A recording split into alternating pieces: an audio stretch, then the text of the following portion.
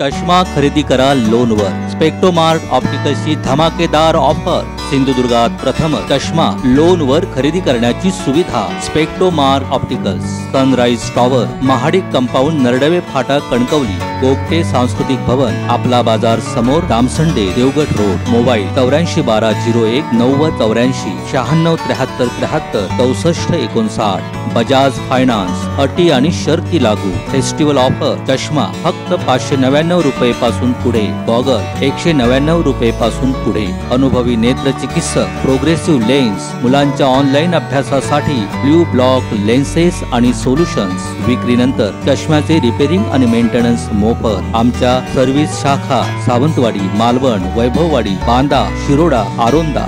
भाड्याने रिक्षात बसलेल्या इसमाचे अपहरण करून त्याला मारहाण करत रोख रकमेसह मोबाईलची लूट करण्याचा प्रकार कणकवली रिक्षा चालक व त्यांच्या सहकारी आरोपीकडून घडल्याने प्रामाणिकपणे रिक्षा व्यवसाय करणाऱ्यांमध्ये खळबळ उडाली आहे।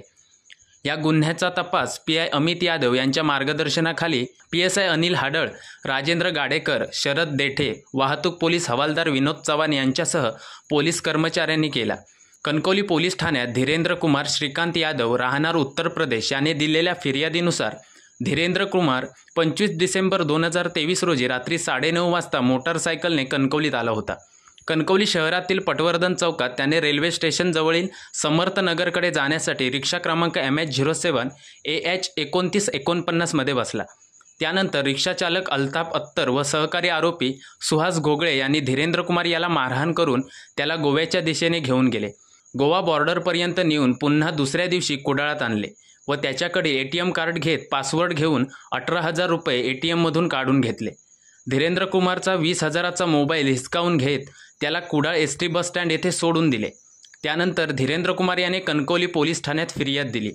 या गुन्ह्यात आरोपी अल्ताफ अत्तर आणि सुहास घोगळे याला कणकवली पोलिसांनी अटक केली असून पुढील तपास पीएसआय राजेंद्र गाडेकर करत आहेत। कणकवली पोलीस ठाणे हद्दीमध्ये आज रोजी गुन्हा क्रमांक 394/2023 आज दाखल झालेला आहे। त्यामध्ये भारतीय दंड संहिता 364A, 365, 368, 394, 504, 506, 34 याप्रमाणे गुन्हा दाखल झालेला आहे। यामध्ये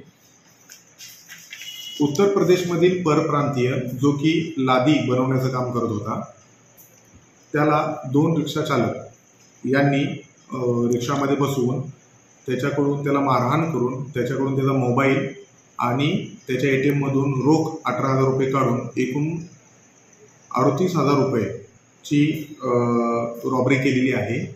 दोन्ही आरोपी कणकवली पोलीस ठाण्याचे अधिकारी व अंमलदार यांनी प्रयत्न करून ताब्यात घेतलेले आहेत।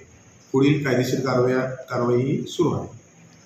ताज्या अपडेट्स आणि ताज्या बातम्यांसाठी आजच सबस्क्राईब करा आपला सिंधुदुर्ग डिजिटल न्यूज चॅनेल।